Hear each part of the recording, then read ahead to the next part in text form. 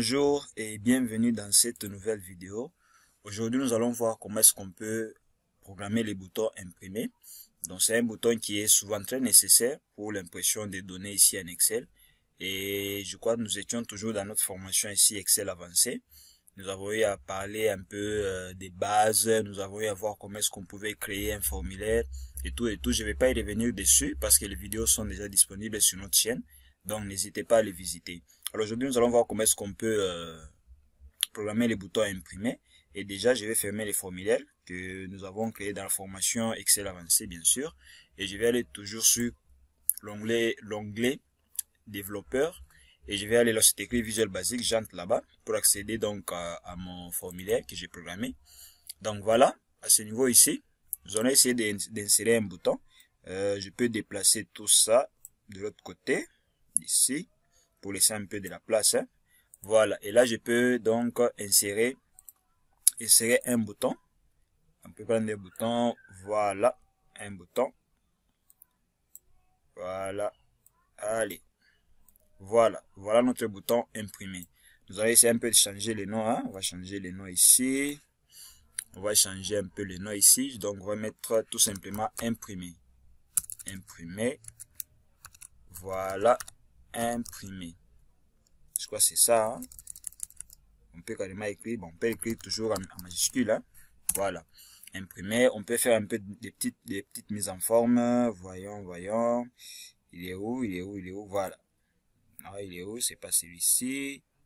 Oh, où est-ce qu'il est parti? Ah, voilà. Chercher la propriété. Avec la propriété font, on va changer un peu de...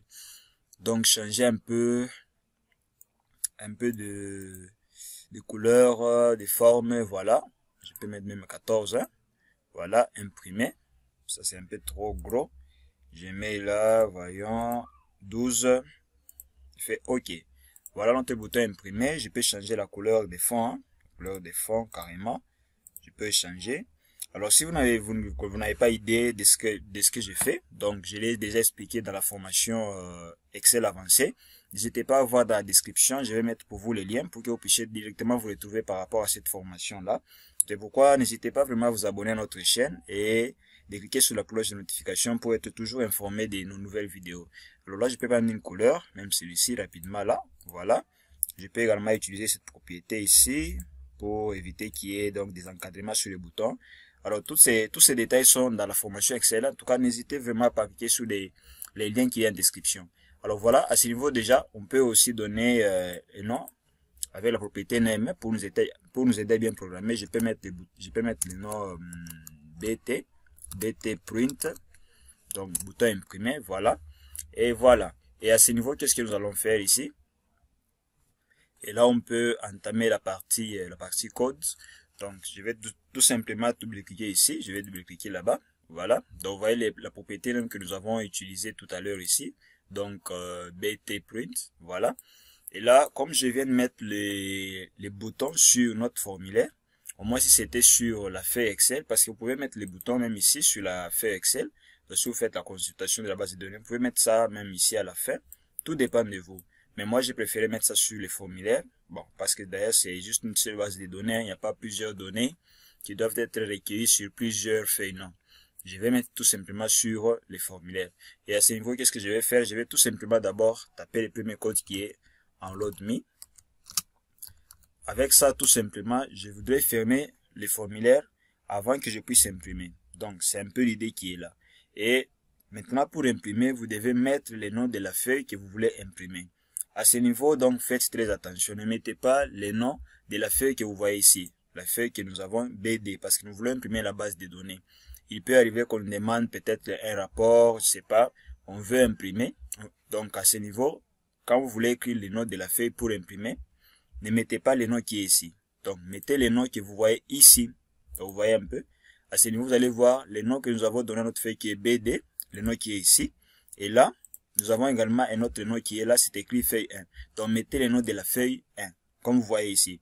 Donc, tel qu'écrit, n'écrivez pas en français, mais écrivez textuellement ce que vous voyez là-bas. Alors, je vais écrire ici feuille,